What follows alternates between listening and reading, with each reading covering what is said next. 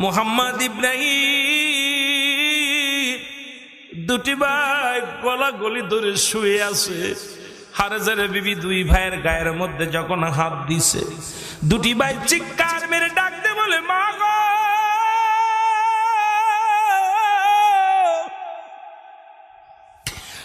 আর মনে হয় মদিনায় যাওয়া হবে না রে।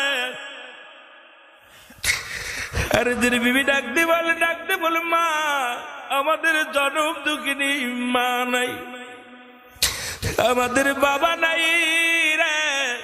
কুপ্পা মানুষের কাছে বলো না, আমাদেরকে মেরে ফেলবে।